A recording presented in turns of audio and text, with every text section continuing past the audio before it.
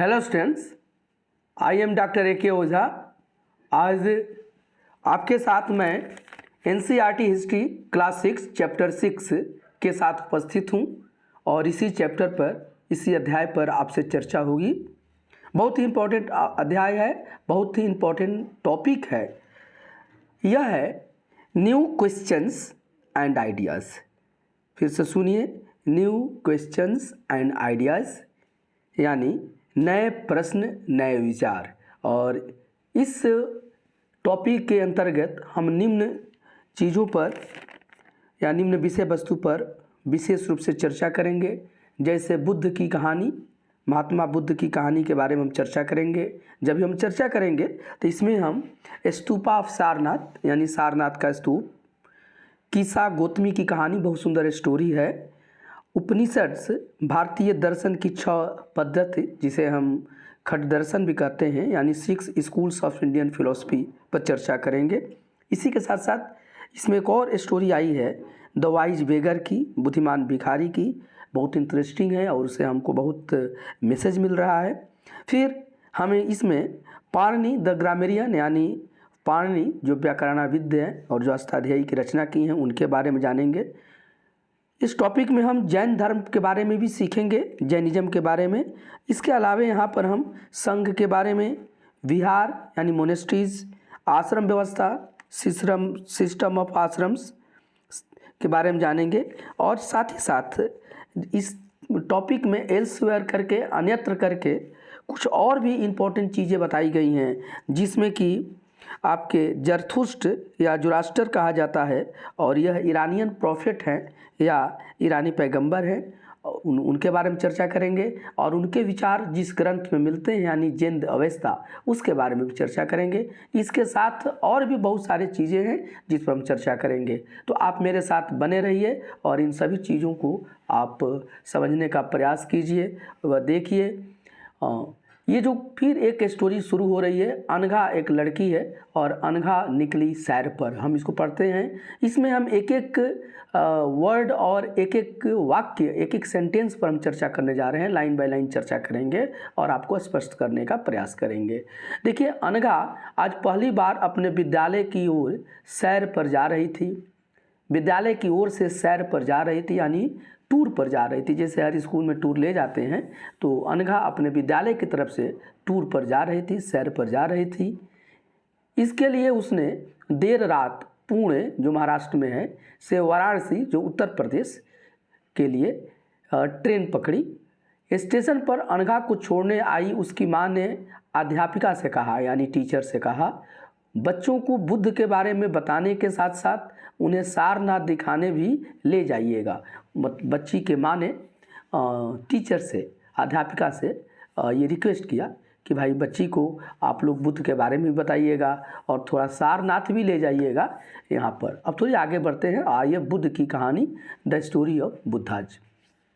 बौद्ध धर्म के संस्थापक सिद्धार्थ थे, जिन्हें गौतम बुद्ध के नाम से जाना जाता था। तो ये बहुत इम्पोर्टेंट है कि बौद्ध धर्म के जो भी संस्थापक थे, देखिए वो कौन थे, वो सिद्धार्थ थे और इन्हें गौतम बुद्ध के नाम से जाना जाता था, जिनका जन्म लगभग 2500 वर्ष पूर्व हुआ था। ये इनका जन्म जो है वो 2500 वर्ष पूर्व हुआ था। यह वह समय था जब लोगों के जीवन में तेज़ी से परिवर्तन हो रहे थे। जैसा कि तुमने अध्याय 5 में पढ़ा है, महाजनपदों के कुछ राजा इस समय बहुत शक्तिशाली हो गए थे। हजारों सालों के बाद फिर से नगर उभर रहे थे, यानी कि यह भारत की दूसरी अर्बनाइजेशन थी। ये द्वितीय नगरीकरण संस्कृति उभर रही थी। पहली संस्कृति वो हड़प्पा है, शहरी संस्कृति। गाँव के जीवन में भी बदलाव आ रहा था और इसके बारे में हम लोग अध्याय 9 में व्यापक रूप से जानेंगे, पढ़ेंगे। बहुत से विचारक इन परिवर्तनों को समझने का प्रयास कर रहे थे, वो जीवन के सच्चे अर्थ को भी जानना चाह रहे थे। बुद्ध क्षत्रिय थे तथा शाक्य नामक एक छोटे से गण से संबंधित थे। तो ये बुद्ध के बारे में बताया जा रहा है कि बुद्ध वर्ण व्यवस्था का अनुसार ये क्षत्रिय कुल में आ रहे थे और साथ ही साथ ये बुद्ध जो हैं, देखिए शाक्य नामक छोटे गण से संबंधित थे और युवा अवस्था में ही ज्ञान की खोज में उन्होंने घर के सुखों को छोड़ दिया। अनेक वर्षों तक वे भ्रमण करते रहे तथा अन्य विचारकों से मिलकर चर्चा करते रहे। अंततः ज्ञान प्राप्ति के लिए उन्होंने स्वयं ही रास्ता ढूंढने का निश्चय किया। इसके लिए उन्होंने बोध गया, जो बिहार में है, में एक पीपल के नीचे कई दिनों तक तपस्या की। ये देखिए पीपल वृक्ष है और ये वृक्ष है, इसी को हम लोग आज बोधि वृक्ष भी कहते हैं। तो इसी के नीचे कई दिनों तक उन्होंने तपस्या की। अंततः उन्हें ज्ञान प्राप्त हुआ। यहाँ पर उन्हें ज्ञान की प्राप्ति हुई, इनलाइटमेंट की प्राप्ति हुई और इसके बाद वे बुद्ध के नाम से जाने गए और इसी के बाद से उनको ये बुद्ध के नाम से जाना गया। जब उनको ज्ञान की प्राप्ति हो गई तो उन्हें बुद्ध के नाम से जाना गया।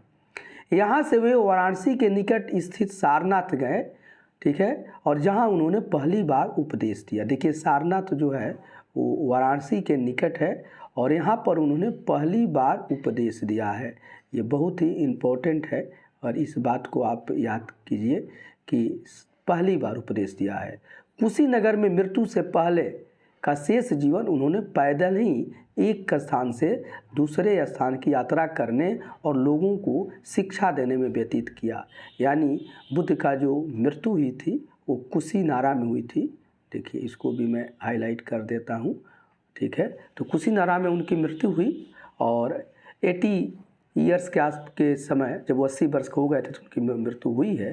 और मृत्यु के सारनाथ में जो पहला उपदेश दिया और उससे लेकर अपने जीवन पर्यंत जब तक उनकी मृत्यु नहीं हुई तब तक शेष जीवन वह पैदल ही एक स्थान से दूसरे स्थान की यात्रा करते रहते थे और लोगों को अपनी शिक्षा देते थे। देखिए यहाँ पर बुद्ध ने, देखिए चित्र को यहाँ पर मैं पिक हटा रहा हूँ। बुद्ध ने शिक्षा दी कि यह जीवन कष्टों और दुखों से भरा हुआ है और ऐसा हमारी इच्छा और लालसाओं के कारण होता है। बुद्ध ने अपनी जो पहली शिक्षा दी उसमें उनका जो पहला शिक्षा था इदम दुखम अर्य सत्यम, मतलब कि यह जो जीवन है it is the full of suffering, जीवन कष्टों और दुखों से भरा हुआ है। और इसका उन्होंने कारण बताया कि इसका जो कारण है वो हमारी इच्छा है। ये दूसरा यह सत्य था और इसी को हम लोग दुख समुदय कहते हैं कि द्वितीय अर्य सत्यम था दुख समुदय। और इसमें उन्होंने बताया कि हमारी इच्छा और लालसाओं जो हमेशा पूरी नहीं हो सकती के कारण होता है, मतलब हमें जो दुख होता है वो हमारी डिजायर के कारण होता है और हमारी जो इच्छा पूरी नहीं होती तो हमको दुख होता है। कभी कभी हम जो चाहते हैं वह प्राप्त कर लेने के बाद भी संतुष्ट नहीं होते हैं और अधिक या अन्य वस्तुओं को पाने की इच्छा करने लगते हैं। बुद्ध ने लिप्सा को तन्हा या तृष्णा कहा। देखिए यही बुद्ध ने जो हाईलाइट कर देते हैं कि लिप्सा जो है, यानी लिप्सा मतलब कि डिजायर या इच्छा, कोई चीज़ पाने की इच्छा, उसी को उन्होंने तृष्णा या तन्हा कहा है। बुद्ध ने शिक्षा दी कि आत्म संयम अपनाकर हम ऐसी लालसा से मुक्ति पा सकते हैं। तो ये बुद्ध की शिक्षा है। बुद्ध ने पहली बात बताया जो सारनाथ में उन्होंने शिक्षा दिया, जिसको कि धर्मचक्र परिवर्तन उस घटना को कहते हैं। और उस शिक्षा में पहला उन्होंने बताया कि जीवन कष्टों और दुखों से भरा हुआ है और यह हमारी इच्छा और लालसाओं के कारण होता है। और कभी कभी उन्होंने बताया कि कभी कभी हम जो चाहते हैं वो पा लेने के बाद भी हम संतुष्ट नहीं होते और अधिक या किसी दूसरी चीज़ की इच्छा के लिए हम लालायित रहते हैं। और बुद्ध ने इस लिप्सा को तन्हा या तृष्णा कहा है। और बुद्ध ने शिक्षा दी कि आत्म संयम अपनाकर हम ऐसी लालसा से, ऐसी इच्छा से, ऐसी तन्हा से या ऐसी तृष्णा से मुक्ति पा सकते हैं। और देखिए और आगे उन्होंने बुद्ध ने क्या बताया। उन्होंने लोगों को दयालु होने तथा मनुष्यों के साथ साथ जानवरों के जीवन का भी आदर करने की शिक्षा दी। मतलब बुद्ध जो हैं उन लोगों से कहा कि भैया आप दयालु होइए और मानव के साथ साथ पशुओं से भी आप एक प्रेम कीजिए और उनके भी जीवन को आदर दीजिए। वे मानते थे कि हमारे कर्मों के परिणाम चाहे वे अच्छे हों या बुरे, हमारे वर्तमान जीवन के साथ साथ बाद के जीवन को भी प्रभावित करते हैं। बुद्ध ये मानते हैं कि हमारे जो भी जीवन के जो परिणाम हैं वो चाहे अच्छे हों या बुरे हों, वो हमारे जो प्रेजेंट लाइफ है, वर्तमान जीवन है, इसके साथ साथ बाद में के जीवन को भी प्रभावित करते हैं। बुद्ध ने अपनी शिक्षा सामान्य लोगों की प्राकृत भाषा में दी। यहाँ पर प्राकृत लिखा है, लेकिन देखिए पाली भाषा में उन्होंने दिया था, और इससे सामान्य लोग भी उनके संदेश को समझ सके। तो यहाँ पर जो भाषा है उसको पाली लीजिए, उसमें पाली, हालांकि पाली और प्राकृत एक समतुल्य भाषा ही हैं और जो आम जनता बोलती थी, लेकिन बुद्ध ने अपनी जो शिक्षा दी, अब उनके बाद उनका जो बुद्ध के शिक्षाओं को जिस ग्रंथ में रखा गया त्रिपिटक में, उसकी भाषा पाली है और उस समय के लोग प्राकृत भी बोलते थे। तो ये बात है, और बुद्ध ने लोगों की बोलचाल की भाषा में शिक्षा दी है और इसीलिए इसको ऐसा यहाँ पर लिखा गया है। तो ये आप समझ लीजिए कि बुद्ध ने जो भी बातें कही हैं उसको एक त्रिपिटक में रखा गया है और उसकी भाषा पाली है, लेकिन उसके पहले प्राकृत भाषा बोली जाती थी। और बुद्ध जब आम लोगों में जाते थे तो उन्हीं की भाषा में, यानी जो भाषा वो बोल रहे थे पहले सो प्राकृत भाषा बोलते आ रहे थे, तो उसी भाषा में उन्होंने शिक्षा दी है। लेकिन बुद्ध की शिक्षाओं को जिस ग्रंथ में रखा गया उस ग्रंथ की भाषा पाली है। आप लोग समझ गए होंगे इस बात को। अब देखिए वेदों की रचना के लिए किस भाषा का प्रयोग किया गया था, याद कीजिए, और आपको याद होना चाहिए कि संस्कृत भाषा थी और वह वैदिक संस्कृत थी। आज की संस्कृत से वो थोड़ा अलग थी। और बुद्ध ने कहा कि लोग किसी शिक्षा को केवल इसलिए नहीं स्वीकार करें कि यह उनका उपदेश है, बल्कि वे उसे अपने विवेक से मापे। ये बुद्ध ने कहा, करे भाई आप हमारी कोई भी शिक्षा है सिर्फ इसलिए मत मान लीजिए कि मैं कह रहा हूँ, आप उसको अपने तर्क की कसौटी पर कसिए, अपने विवेक से भी उसका मेजरमेंट कीजिए, मापिए, और तब अगर आपको अच्छा लगे तो आप उसे स्वीकारिए। आओ देखें उन्होंने ऐसा किस प्रकार किया। और इसके पहले देखिए ये कुछ यहाँ पर फिगर आपको दिए गए हैं, इसको थोड़ा आपको हम समझाने का प्रयास करेंगे और आइए समझते हैं। ये देखिए ये सारनाथ का स्तूप है, ये जो दिखाई दे रहा है। देखिए सारनाथ का जो स्तूप है, स्तूप ऑफ सारनाथ, इस इमारत को स्तूप के नाम से जाना जाता है। यहाँ पर बुद्ध ने अपना सर्वप्रथम उपदेश दिया था और इसी घटना की स्मृति में यहाँ स्तूप का निर्माण किया गया था। अध्याय 11 में तुम इन स्तूपों के बारे में और अधिक पढ़ोगे, तो थोड़ा 11 तक आप इंतजार कीजिए। लेकिन ये सारनाथ का स्तूप है। बुद्ध ने चूँकि सारनाथ में अपना पहला उपदेश दिया था, इसीलिए उसके याद में इसको बनाया गया था। इसको धमेक स्तूप भी कहा जाता है। देखिए ये स्तूप है, आज भी आप सारनाथ में जाकर इस स्तूप को देख सकते हैं। अब एक यहाँ पर आपको हम कहानी बताने जा रहे हैं। हमें लगता है कि आप लोग इस कहानी को बहुत एंजॉय करेंगे, साथ ही साथ इसमें बहुत ही अच्छा संदेश है, मैसेज है। यह है कीसा गौतमी की कहानी। और कीसा गौतमी एक थेरी है, और यानी कि नन्स हैं। बौद्ध धर्म में मॉन्क्स और नन्स दोनों होते हैं, मतलब भिक्षु और भिक्षुणी दोनों होती हैं। तो ये कीसा गौतमी की कहानी है। लेकिन जब वो नन्स नहीं थी, जब भिक्षुणी नहीं बनी थी, सन्यासिनी नहीं बनी थी, तब की बात है। देखिए यहाँ पर और इस कहानी को मैं पढ़ता हूँ, आप सुनिए। ये कीसा गौतमी की कहानी, यह बुद्ध के विषय में एक प्रसिद्ध कहानी है। एक समय की बात है, कीसा गौतमी नामक एक स्त्री का पुत्र मर गया। इस बात से वह इतनी दुखी हुई कि वह अपने बच्चे को गोद में लिए नगर की सड़कों पर घूम घूम कर लोगों से प्रार्थना करने लगी कि कोई उसके पुत्र को जीवित कर दे। एक भला व्यक्ति उसे बुद्ध के पास ले गया। ये कीसा गौतमी है, उसका एक पुत्र था, वो पुत्र मर गया और उस पुत्र की मृत्यु से कीसा गौतमी इतनी दुखी हुई कि अपने बच्चे को गोद में लेकर नगर की सड़कों पर घूम घूम कर लोगों से प्रार्थना करने लगी कि कोई भी मेरे पुत्र को किसी भी तरह जीवित कर दे। और जब ये बात किसी एक भला व्यक्ति ने देखा तो सोचा कि बुद्ध एक बहुत ही ज्ञानी हैं, सन्यासी हैं, शायद उनके पास इसका कोई उपाय होगा, और उस औरत को बुद्ध के पास लेके गए।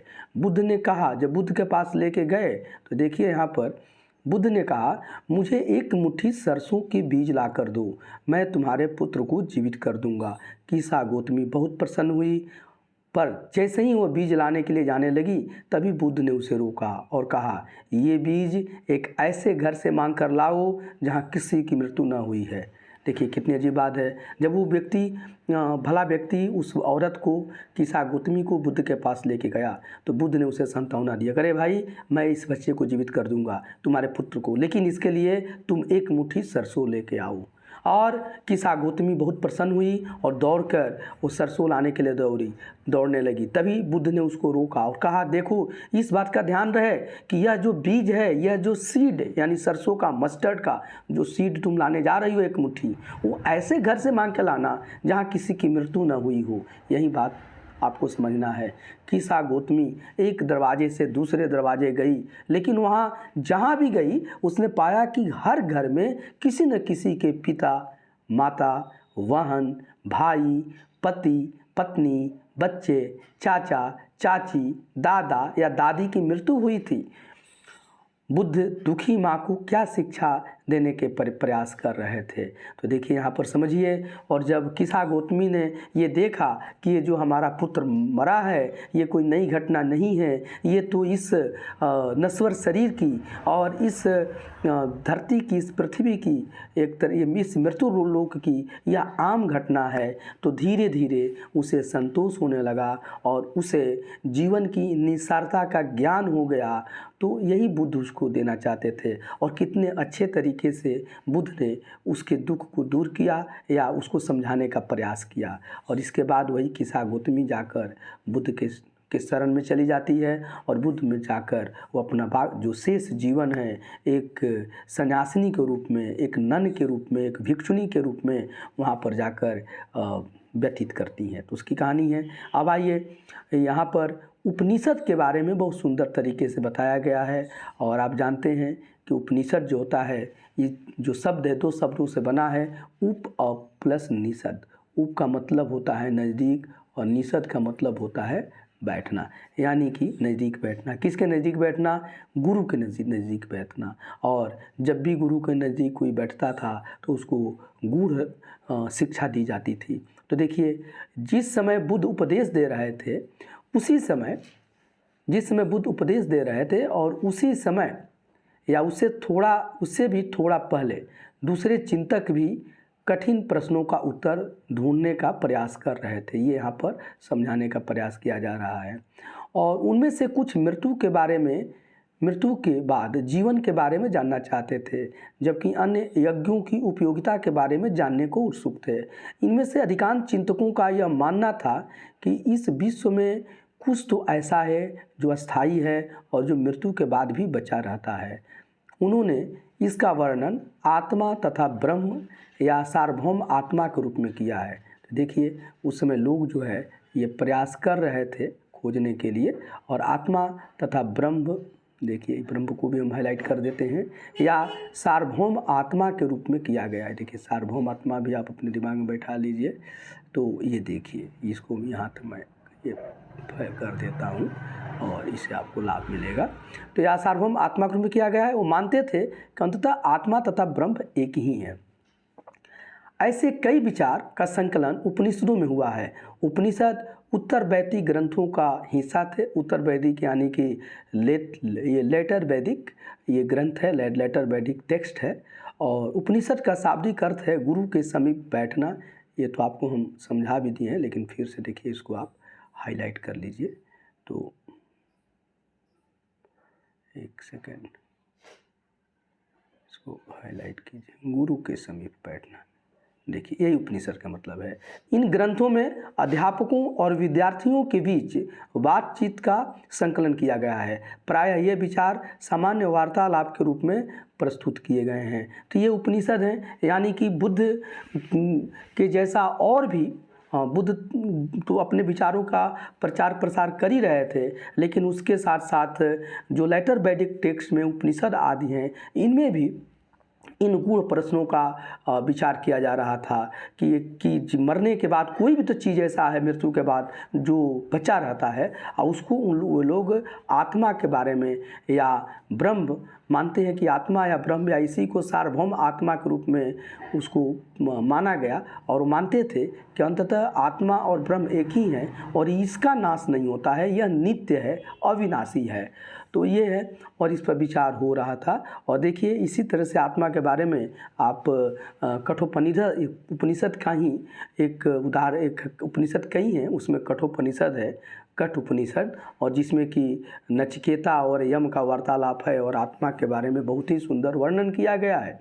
अब थोड़ी सी देखिए ये साइडेड में आपको भारतीय दर्शन की 6 पद्धति 6 स्कूल्स ऑफ ये जो इंडियन फिलॉसफी के बारे में बताया गया है, जिसे हम खट दर्शन कहते हैं। थोड़ा इसके बारे में हम लोग चर्चा करें। देखिए सदियों से भारत द्वारा सत्य की बौद्धिक खोज का प्रतिनिधित्व दर्शन की 6 शाखाओं ने किया। ये वैशेषिक, न्याय, सांख्य, योग, पूर्व मीमांसा, वेदांत या उत्तर मीमांसा के नाम से जाने जाते हैं। ये बहुत ही इम्पोर्टेंट है, देखिए याद कर लीजिए। ये सभी के अलग अलग एक आपके ये थे, ये देखिए यहाँ से इसको मैं करता हूँ, ये हो गया। तो ये वैशेषिक न्याय हो गया, फिर सांख्य है, ये सभी के आपके फाउंडर भी थे, संस्थापक थे, इस मत के विचारक भी थे। और यहाँ पर देखिए इसको थोड़ा सा ये कर लीजिए, ठीक है ना। तो ये और वेदांत या उसी को उत्तर मीमांसा कहते हैं। तो ये वैशेषिक है और इसके जो प्रवर्तक हैं वह आपके कराड़ ऋषि हैं, सांख्य के कपिल हैं, योग के पतंजलि हैं। और तो इस तरह के सभी के अलग अलग हैं। ये थोड़ा डिटेल हो जाएगा और आगे के में आपको खुद ही चैप्टर में आएगा तो मैं इसका वर्णन करूँगा। लेकिन ये 6 दर्शन भारतीय इंडियन फिलॉसफी का प्रतिनिधित्व करते हैं। और देखिए दर्शन की इन 6 पद्धतियों की स्थापना क्रमशः देखिए लिखा भी है, ऋषि कणद, गौतम, कपिल, पतंजल, जैमिनी और व्यास द्वारा की गई मानी जाती है, जो आज भी देश में बौद्धिक चर्चा को दिशा देते हैं। तो देखिए मिला लीजिए, जो वैशेषिक है उसकी जो आपकी इस दर्शन को जो जिन्होंने स्थापित किया वह आपके कणद ऋषि थे, ऋषि कणद, इन्होंने ही परमाणुवाद का भी सिद्धांत दिया था। फिर आपके न्याय गौतम ऋषि से माना जाता है, सांख्य के प्रवर्तक थे कपिल ऋषि, योग के पतंजलि थे, और पूर्व मीमांसा या वेदांत जो था, ठीक है, पूर्व मीमांसा जो था उसको जैमिनी माना गया और वेदांत या उसी को उत्तर मीमांसा भी कहा जाता है, इसके व्यास को माना जाता है। और ये चर्चा अब है। साथ ही साथ जर्मन मूल के ब्रिटिश भारतविद फ्रेडरिक मैक्स मूलर के अनुसार दर्शन की इन 6 शाखाओं का विकास कई पीढ़ियों के दौरान व्यक्तिगत विचारकों के योगदान से हुआ। यद्यपि ये एक दूसरे से भिन्न दिखते हैं तथापि सत्य की इनकी समझ में आधारभूत तालमेल दिखता है। तो बताए हैं कैसे, तो ये एक दूसरे से भिन्न दिखते हैं लेकिन सत्य की इनकी जो समझ है उसमें एक तरह से आधारभूत इनमें साम्यता दिखाई देती है और तालमेल दिखाई देती है। अब हम आगे बढ़ते हैं और यहाँ पर देखिए एक बुद्धिमान भिखारी की कहानी आ रही है और इसे हम समझने का प्रयास करेंगे। आइए, इसमें भी एक बहुत मैसेज छिपा हुआ है और थोड़ा पढ़ के हम इसको समझने का प्रयास करें। यह वार्तालाप छंदोग्य उपनिषद नामक प्रसिद्ध उपनिषद की कहानी पर आधारित है। ये जो बुद्धिमान या वाइज बेगर की जो यहाँ पर स्टोरी आपसे मैं बता रहा हूँ, ये छंदोग्य उपनिषद है और उपनिषदों में से एक है छंदोग्य। जैसे हमने जो आत्मा पर और ब्रह्म की बात कहा था कठोपनिषद में से ये छंदोग्य उपनिषद है। और इसी छंदोग्य उपनिषद में कृष्ण शब्द की भी चर्चा आया है पहली बार। तो देखिए, छंदोग्य उपनिषद नामक प्रसिद्ध उपनिषद की कहानी पर आधारित है। शौनक व अभि प्रतारिण नामक 2 ऋषि सार्वभौम आत्मा की उपासना करते थे। 2 ऋषि थे, एक शौनक ऋषि थे और एक अभि प्रतारिण नामक ऋषि थे, और ये दोनों ऋषि सार्वभौम आत्मा की उपासना करते थे। एक बार जब ही वे भोजन करने के लिए बैठे, एक भिखारी आया और भोजन मांगने लगा। शौनक ने कहा, हम तुम्हें कुछ नहीं दे सकते। भिखारी ने पूछा, विद्वत जन, आप किसकी उपासना करते हैं? अभी प्रतारिण ऋषि ने उत्तर दिया, सार्वभौम आत्मा की। ओह, इसका मतलब आप यह जानते हैं कि यह सार्वभौम आत्मा संपूर्ण विश्व में विद्यमान है। ठीक है, ये ऋषियों ने कहा हाँ हाँ हम यह जानते हैं। भिखारी ने फिर पूछा, अगर यह सार्वभौम आत्मा संपूर्ण विश्व में विद्यमान है तो यह मेरे अंदर भी विद्यमान है। मैं कौन हूँ? मैं इस विश्व का एक भाग ही तो हूँ। तुम सत्य बोलते हो युवा ब्राह्मण। इसलिए हे ऋषियों, मुझे भोजन न देकर आप उस सार्वभौम आत्मा को भोजन देने से मना कर रहे हैं। अब ये जो भिखारी हैं, वाइज भिखारी, बुद्धिमान भिखारी, ये बोला कि हे ऋषियों, मुझे भोजन न देके आप तो उस सार्वभौम आत्मा को भोजन देने से मना कर रहे हैं। भिखारी की बात की सच्चाई जानकर ऋषियों ने उसे भोजन दे दिया। भिखारी ने भोजन पाने के लिए ऋषियों को किस तरह मनाया, तो यहाँ पर कहानी आई है छांदोग्य उपनिषद में। अब देखिए, अब यहाँ पर हम आपसे चर्चा करें इस पैराग्राफ में। देखिए, इन चर्चाओं में भाग लेने वाले अधिकांशतः पुरुष ब्राह्मण या तथा नहीं, ऐसे लिखिए कि इन चर्चाओं में भाग लेने वाले अधिकांशतः पुरुष ब्राह्मण तथा राजा होते थे। कभी कभी गार्गी जैसी स्त्री विचारकों का भी उल्लेख मिलता है। देखिए, गार्गी का मिला हुआ है, बहुत इम्पोर्टेंट है। इनको याज्ञवल्क्य के ऋषि से इनका एक तरह से वाद विवाद भी हुआ है। तो देखिए, कभी कभी गार्गी जैसी स्त्री विचारकों का भी उल्लेख मिलता है। विद्वता के लिए प्रसिद्ध गार्गी राज दरबारों में होने वाले वाद विवाद में भाग लिया करती थी। निर्धन व्यक्ति इस तरह के वाद विवाद में बहुत कम ही हिस्सा लेते थे। इस तरह का एक प्रसिद्ध अपवाद सत्यकाम जबाल का है। देखिए, बहुत है, एक सत्यकाम जबाल है और उनके बारे में देखिए, सत्यकाम जबाल, इसको आप हाईलाइट कर लीजिए। और ठीक है, तो देखिए, सत्यकाम जबाल नाम का उसकी दासी माँ के नाम पर पड़ा था। सत्यकाम जबाल जो है, यह नाम उसकी दासी माँ के नाम पर पड़ा था। सत्यकाम के मन में सत्य जानने की तीव्र जिज्ञासा उत्पन्न हुई। गौतम नामक एक ब्राह्मण ने उन्हें अपने विद्यार्थी के रूप में स्वीकार किया तथा वह अपने समय के सर्वाधिक प्रसिद्ध विचारकों में से एक बन गए। उपनिषदों के कई विचारों का विकास बाद में प्रसिद्ध विचारक शंकराचार्य के द्वारा किया गया, जिनके बारे में बाद में तुम कक्षा 7 में पढ़ोगी। तो ये शंकराचार्य भी हैं और 7 में हमें इसको पढ़ना है, तो हम इसको उसी के लिए वहाँ तक छोड़ देते हैं। लेकिन भी नाम जान, देखिए, गौतम ऋषि हैं, ये प्रमुख ऋषियों का नाम आता है। उस समय के ये एक विचारक थे। और अब आइए थोड़ा सा पाणिनि के बारे में जानते हैं। पाणिनि एक व्याकरणविद हैं, एक ग्रामेरियन हैं। उन्होंने एक बहुत ही सुंदर व्याकरण लिखा है, अष्टाध्यायी। तो थोड़ा इसके बारे में देखिए। इस युग में कुछ अन्य विद्वान भी खोज कर रहे थे और उन्हीं प्रसिद्ध विद्वानों में एक पाणिनि ने संस्कृत भाषा के व्याकरण की रचना की। उन्होंने स्वरों तथा व्यंजनों को एक क्रम में रखकर उनके आधार पर सूत्रों की रचना की। ये सूत्र बीजगणित के सूत्रों से काफ़ी मिलते जुलते हैं। इनका प्रयोग कर उन्होंने संस्कृत भाषा के प्रयोगों के लिए लघु सूत्रों के रूप में लिखे। ठीक है, तो एक तरीके से उन्होंने संस्कृत भाषा को सूत्रबद्ध किया, सिद्धांतबद्ध किया। ठीक है, अब थोड़ा सा हम जैन धर्म के बारे में आपसे चर्चा करेंगे। देखिए, यहाँ पर जैन धर्म लिखा गया है, इसको भी हम चाहते हैं हाईलाइट करें ताकि आपका ध्यान जाए।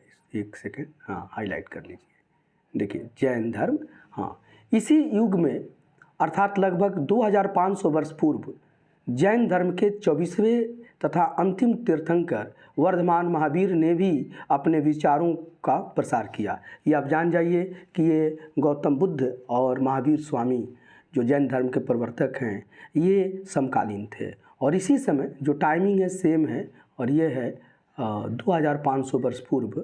ये 24th जैन धर्म के तीर्थंकर हैं और अंतिम भी हैं, इसलिए भी लिख लीजिए। इनका नाम जो है वर्धमान महावीर।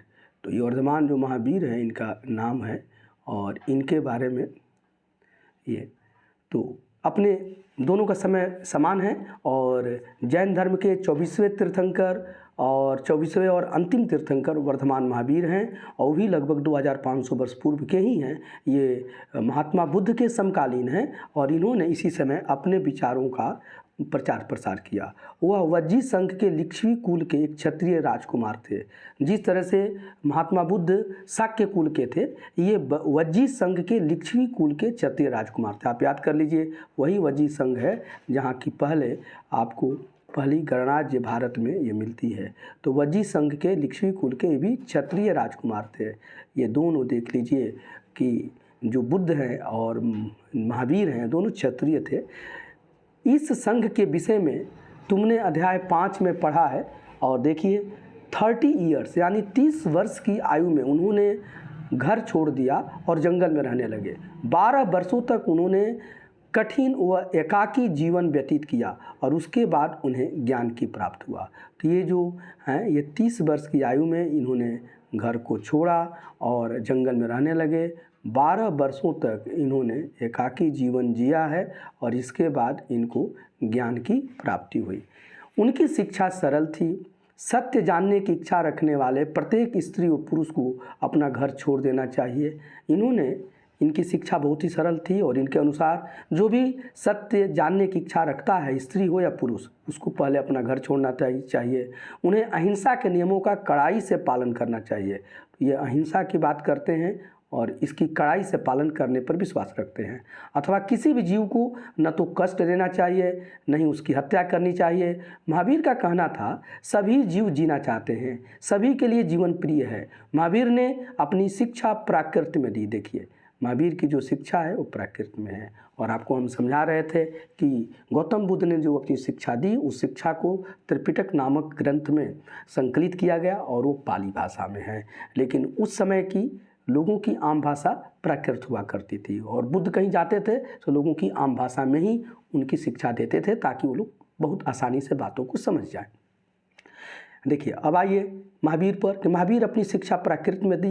यही कारण है कि साधारण जन भी उनके तथा उनके अनुयायियों की शिक्षाओं को समझ सके। देश के अलग अलग हिस्सों में प्राकृत के अलग अलग रूप प्रचलित थे। प्रचलन क्षेत्र के आधार पर ही उनके अलग अलग नाम थे। जैसे मगध में बोली जाने वाली प्राकृत मागधी कहलाती थी। तो ये प्रकृत के अलग अलग रूप भी थे और क्षेत्र के आधार पर उनका नाम था। जैसे मगध क्षेत्र में वो प्राकृत भाषा को मागधी कहा जाता था, दूसरे जगह पर वो दूसरे नाम से जानी जाती थी। जैन नाम से जाने गए महावीर के अनुयायियों को भोजन के लिए भिक्षा मांगकर सादा जीवन व्यतीत करना होता था। सादा मतलब सिंपल लाइफ। और जो महावीर के जो भी अनुयायी लोग हुए उनको जैन माना गया और उनको भिक्षा मांगकर और बिल्कुल भोजन करना है और सिंपल लाइफ जीना है। उन्हें पूरी तरह से ईमानदार होना पड़ता था तथा चोरी न करने की उन्हें सख्त हिदायत दी जाती थी। तो ये सब उनकी शिक्षा में थी कि चोरी नहीं करना है और ईमानदार रहना है। उन्हें ब्रह्मचर्य का पालन करना होता था। पुरुषों को वस्त्रों सहित सब कुछ त्याग देना पड़ता था। जो महावीर स्वामी थे तो उनके अनुयायियों को ब्रह्मचर्य का पालन करना होता था और पुरुष को वस्त्र आदि सब कुछ को त्याग देना पड़ता था। महावीर स्वामी भी तपस्या करते करते उनके जब वस्त्र नष्ट हो गए तो उन्होंने फिर दूसरा कोई वस्त्र धारण नहीं किया और वैसे ही रहते थे। और जैन धर्म में जो लोग वस्त्र को धारण नहीं करते हैं उनको दिगंबर कहा जाता है। जो वस्त्र धारण करते हैं, बाद में कुछ लोग धारण भी किए, वह लोग श्वेतांबर कहलाते हैं। तो ये हम इसको देखेंगे। आइए देखिए, अधिकांश व्यक्तियों के लिए ऐसे कड़े नियमों का पालन करना बहुत कठिन था। फिर भी हजारों व्यक्तियों ने इस नई जीवन शैली को जानने और सीखने के लिए अपने घरों को छोड़ दिया। कई अपने घरों पर ही रहे और भिक्षु भिक्षुणी बनने लगे, यानी कि ये मॉन्क्स और नन्स बनने लगे। ठीक, तो भिक्षु भिक्षुणी बने लोगों को भोजन प्रदान कर उनकी सहायता करते थे। तो उसमें बहुत लोगों ने घर को छोड़ दिया, बहुत लोग गृहस्थ जीवन में रहे और गृहस्थ जीवन में रहकर ही ये जो भिक्षु थे यानी भिक्षु थे और भिक्षुणी थी उनको लोग भोजन आदि देकर सहायता करते थे। मुख्यतः व्यापारियों ने जैन धर्म का समर्थन किया। बहुत इंपॉर्टेंट है कि जो ये व्यापारी वर्ग है ये जैन धर्म का समर्थन करता है, इसको सोचिएगा। किसानों के लिए इन नियमों का पालन करना अत्यंत कठिन था क्योंकि फसल की रक्षा के लिए उन्हें कीड़े मकोड़ों को मारना पड़ता था। बाद की सदियों में जैन धर्म उत्तर भारत के कई हिस्सों के साथ साथ गुजरात, तमिलनाडु, कर्नाटक में भी फैल गया। तो ये देखिए कि जो जैन धर्म है वो व्यापारियों के लिए तो बहुत सुगम था, इसलिए व्यापारियों ने इसका समर्थन किया। वो लोग अहिंसा का नियमों का कड़ाई से पालन कर पा रहे थे, लेकिन किसानों के लिए बहुत कठिन था, इसलिए क्योंकि खेती करने में कीड़ों मकोड़ों को मारना होता था। जबकि महावीर स्वामी ने बताया था कि किसी जीव की हत्या नहीं करना है, तो इसलिए ये काफ़ी समस्या का बात हो गई। बाद में के सदियों में हम देखें कि जैन धर्म का जो विस्तार हुआ वो उत्तर भारत के कई हिस्सों में हुआ। इसके साथ ही साथ गुजरात में, तमिलनाडु में, कर्नाटक में भी ये धर्म फैल गया। तो ये देखिए एक तरीके से इसको हम चाहेंगे कि आप इसको याद कर लीजिएगा और इसको हाईलाइट कीजिए। ठीक है, उत्तर भारत हो गया, इसको हाईलाइट कर लीजिए। और इसी के साथ साथ आइए देखिए, फिर ये गुजरात है, कर्नाटक है, तमिलनाडु है, यहाँ भी ये धर्म फैल गया। ठीक है, महावीर तथा उनके अनुयायियों की शिक्षाएं कई शताब्दियों तक मौखिक रूप में रही। ये ओरली थी, मौखिक रूप में। वर्तमान रूप में उपलब्ध जैन धर्म की शिक्षाएं लगभग 1500 वर्ष पूर्व गुजरात में बल्लभी नामक स्थान पर लिखी गई थी। और ये बहुत इम्पोर्टेंट है कि अभी जो हम लोग देख रहे हैं बौद्ध धर्म की शिक्षाओं को, इसको 1500 वर्ष पूर्व ही बल्लभी नामक स्थान पर जो गुजरात में है इसको लिखा गया था। और उसके पहले यह मौखिक रूप से ही एक पीढ़ी से दूसरी पीढ़ी तक आई है। अब थोड़ा सा संघ के बारे में हम चर्चा करें, लेकिन उसके पहले देखिए यहाँ जैन धर्म में कुछ शब्दों का यहाँ वर्णन हुआ है, थोड़ा उसको हम समझें। जैन धर्म में देखिए, जैन शब्द जीन शब्द से निकला है, जिसका अर्थ होता है विजेता। मतलब जैन जो शब्द है यह मूलतः जीन शब्द से यह निकला हुआ है और जीन शब्द से बना है, और जीन का मतलब होता है विजेता, जीतने वाला। महावीर के लिए जीन शब्द का प्रयोग क्यों हुआ, और इसीलिए महावीर को भी जीन कहा जाता था, क्योंकि महावीर जो हैं अपने सभी इंद्रियों पर उनको विजय प्राप्त हो गई थी। ठीक है, अब हम लोग संघ के बारे में चर्चा करेंगे। आइए, संघ जो है और देखिए यहाँ पर महावीर तथा बुद्ध दोनों का ही मानना था कि घर का त्याग करने पर ही सच्चे ज्ञान की प्राप्ति हो सकती है।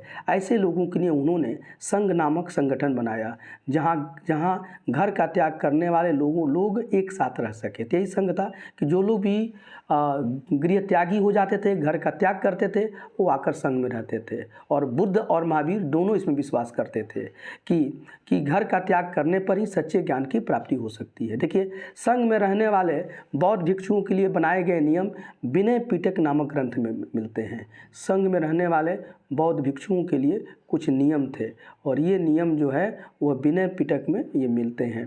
तो ये विनय पिटक याद कर लीजिएगा। बौद्ध ग्रंथों में 3 पिटक हैं, एक विनय पिटक है, एक सूत पिटक है, और देखिए ये विनय पिटक है। ठीक है, तो विनय पिटक में ये मिलते हैं। इसके साथ ही साथ विनय पिटक से हमें पता चलता है कि संघ में पुरुषों और स्त्रियों के रहने की अलग अलग व्यवस्था थी। सभी व्यक्ति संघ में प्रवेश ले सकते थे। हालांकि संघ में प्रवेश के लिए बच्चों को अपने माता पिता से, दासों को अपने स्वामी से, राजा के यहाँ काम करने वाले लोगों को राजा से तथा कर्जदारों को अपने देनदारों से अनुमति लेनी होती थी। एक स्त्री के लिए अपने पति से अनुमति लेनी होती थी। तो ये सब नियम बनाए गए थे। संघ में प्रवेश लेने वाले स्त्री पुरुष बहुत सादा जीवन जीते थे। सादा मतलब सिंपल लाइफ वो व्यतीत करते थे। वे अपना अधिकांश समय ध्यान करने में बिताते थे, और दिन में एक निश्चित समय में वो शहरों तथा गांवों में जाकर भिक्षा मांगते थे। यही कारण है कि उन्हें भिक्षु या भिक्षुणी यानी साधु भिखारी शब्द के लिए प्राकृत शब्द है कहा गया। वे आम लोगों को शिक्षा देते थे, साथ ही साथ एक दूसरे की सहायता भी करते थे। ये इनके लिए निर्धारित किया गया था कि आप आम लोगों को शिक्षा भी दीजिए और एक दूसरे की सहायता कीजिए। किसी तरह की आपसी लड़ाई का निपटारा करने के लिए प्रायः बैठकें भी किया करते थे।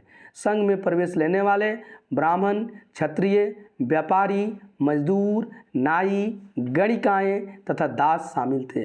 इनमें से कई लोगों ने बुद्ध की शिक्षाओं के विषय में लिखा तथा कुछ लोगों ने संघ में अपने जीवन के विषय में सुंदर कविताओं की रचना की है, और इसे हम थेर गाथा या थेरी गाथा में हम पढ़ते हैं, जिसमें ये चर्चा हुई है। अब आइए पिछले अध्याय में वर्णित संघ और इस अध्याय में वर्णित संघ के बीच में दो विभिन्नताओं को बताइए, क्या इनमें कोई समानता थी, इसे थोड़ा आप सोचकर बताइएगा। यहाँ देखिए, पहाड़ी को काटकर बनाई गई ये गुफा, यह कार्ले वर्तमान महाराष्ट्र में स्थित एक गुफा है और भिक्षु भिक्षुणी इस शरण स्थलों में रहकर ध्यान किया करते थे। तो ये बहुत ही है आर्किटेक्ट की दृष्टि से, ये देख लीजिए। और ये महाराष्ट्र कार्ले में बनाई गई है, देखिए ये गुफा है, ये देख रहे हैं, ये चित्र में आपको दिया गया है, तो आपको जानना चाहिए।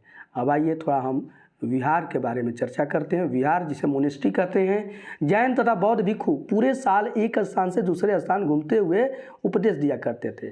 केवल वर्षा ऋतु में जब यात्रा करना कठिन हो जाता था तब वे एक स्थान पर ही निवास करते थे, इसी को वत्सावास कहा जाता था। साल भर तो जैन और बौद्ध धर्म में भिक्षु जो हैं वो घूमते थे और घूमकर उपदेश दिया करते थे, लेकिन वर्षा ऋतु जब आता था, रेनी सीजन, तो उस समय यात्रा करना कठिन हो जाता था, तो उनको एक स्थान पर रहना होता था और इसी को हम वत्सावास कहते हैं। और ऐसे समय में वे अपने अनुयायियों द्वारा उद्यानों में बनाए गए अस्थायी निवासों में या पहाड़ी क्षेत्रों की प्राकृतिक गुफाओं में रहते थे। जैसे जैसे समय बीतता गया, भिक्षु भिक्षुणियों ने, भिक्षु का मतलब यहाँ पर मॉन्क है और भिक्षुणियाँ का मतलब नन्स से है, तो भिक्षु भिक्षुणियों ने स्वयं तथा उनके समर्थकों ने अधिक अस्थायी शरण स्थलों की आवश्यकता का अनुभव किया। तब कई शरण स्थल बनाए गए जिन्हें विहार कहा गया। विहार यानी मोनेस्ट्री, यहाँ पर लोग रहते थे। और आरंभिक विहार लकड़ी के बनाए गए तथा बाद में इनके निर्माण में ईंटों का प्रयोग होने लगा। पश्चिमी भारत में विशेषकर कुछ विहार पहाड़ियों को खोद कर बनाए गए हैं। तो ये बिहार के बारे में आपको बताया गया है, एक भी पढ़ लीजिए। एक बौद्ध ग्रंथ से ज्ञात होता है, जिस तरह महासागरों में मिलने वाली नदियों की अलग अलग पहचान समाप्त हो जाती है, ठीक उसी तरह बुद्ध के अनुयायी जब भिक्षुओं की श्रेणी में प्रवेश करते हैं तो वे अपना वर्ण, श्रेणी और परिवार सब त्याग देते हैं। तो ये बौद्ध ग्रंथ में लिखा गया है कि जब बुद्ध के अनुयायी बौद्ध संघ में आ जाते हैं तो उनका वर्ण, उनकी श्रेणी और परिवार सब कुछ समाप्त हो जाता है। अब उनका एक ही परिचय वह बौद्ध संघ के रूप में रह जाता है।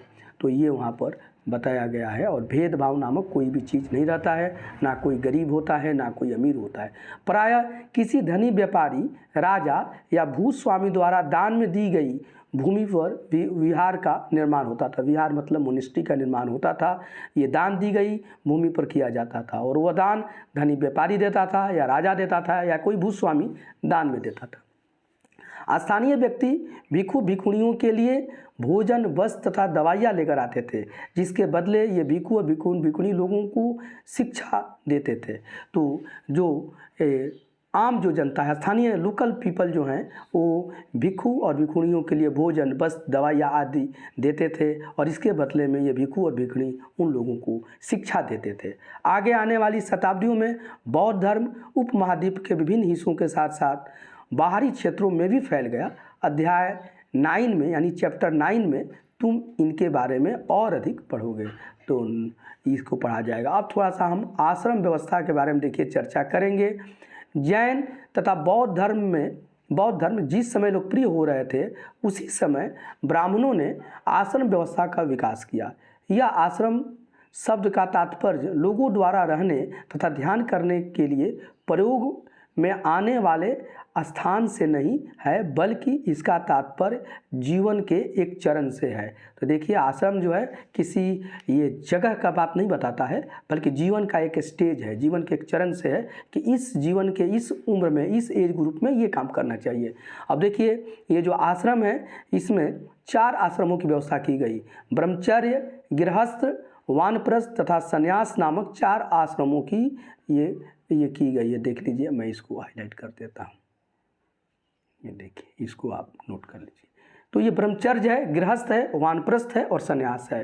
ब्रह्मचर्य के अंतर्गत ब्राह्मण, क्षत्रिय तथा वैश्य से अपेक्षा की जाती थी कि इस चरण के दौरान वे सादा जीवन बिताकर वेदों का अध्ययन करें। यानी ब्रह्मचर्य जीवन में वेद अध्ययन ही मूल उद्देश्य होना चाहिए और आपका जो जीवन होना चाहिए बहुत सिंपल, बहुत ही सादा जीवन होना चाहिए। गृहस्थ आश्रम के अंतर्गत उन्हें विवाह कर एक गृहस्थ के रूप में रहना होता था। वानप्रस्थ के अंतर्गत उन्हें जंगल में रहकर साधना करनी थी। ठीक है, साधना मतलब तपस्या आदि। अंततः उन्हें सब कुछ त्याग कर सन्यासी बन जाना था। आश्रम ने लोगों को अपने जीवन का कुछ हिस्सा ध्यान में लगाने पर बल दिया। प्रायः स्त्रियों को वेद पढ़ने की अनुमति नहीं थी और उन्हें अपने पतियों द्वारा पालन किए जाने वाले आश्रमों का ही अनुसरण करना होता था। तो ये अंतर था स्त्री पुरुष में। संघ के जीवन से आश्रमों की यह व्यवस्था किस तरह भिन्न थी, यहाँ किन वर्णों का उल्लेख हुआ है, क्या सभी 4 वर्णों को यह आश्रम व्यवस्था अपनाने की अनुमति थी, इस पर आप आंसर ढूंढिए। अब देखिए यहाँ पर एल्सवेयर अन्यत्र में भी बहुत इंपॉर्टेंट बात कही गई है, थोड़ा इस पर हम लोग विचार करें। एटलस में ईरान ढूंढिए, ईरान को देखिए जिसको कि उस समय फारस या पर्सिया कहा जाता था। जरथुस्ट एक यूनानी पैगंबर थे। जरथुस्ट जो थे, जिसे ज़ोरास्ट्रियन भी कहा जाता है, यह एक ईरानी प्रॉफेट थे, पैगंबर थे। इनका देखिए नाम है जरथुस्ट, ये बहुत इंपॉर्टेंट है, इसे आप लोग नोट कर लीजिए। और ईरानी पैगंबर थे, मतलब ईरानी प्रोफेट थे। उनकी शिक्षाओं का संकलन जेंद अवस्था नामक ग्रंथ में मिलता है। देखिए बहुत ही पुराना ग्रंथ है, यह ऋग वेद का समकालीन है। तो जेंद अवस्था नामक ग्रंथ में जरथुस्त जो एक ईरानी प्रोफेट थे, ईरानी पैगंबर थे, उनकी शिक्षाओं का संकलन जेंद अवस्था में मिलता है और यह ऋग वेद का ही समकालीन है, उसी समय का आसपास का है। जेंद अवस्था की भाषा तथा उसमें वर्णित रीति रिवाज वेदों की भाषा रीति रिवाजों से काफ़ी मिलते जुलते हैं। जरथुस्त की ये भी याद कर लीजिए कि जो वेद हैं और उनकी भाषा, उनकी रीति रिवाज और जेंद अवस्था में वर्णित भाषा रीति रिवाज की बहुत ही मिलता जुलता है, साम्यता है। जरथुस्त की मूल शिक्षाओं का सूत्र है सद्विचार, सद्वचन और सद्कर्म। तो इसकी जो मूल शिक्षा है उसमें तो क्या है, तो एक देखिए ये सद्विचार है, ये साथ ही साथ सद्वचन है, ये देखिए इसको हम हाईलाइट करते हैं और इसको आप लोग याद कर लीजिए।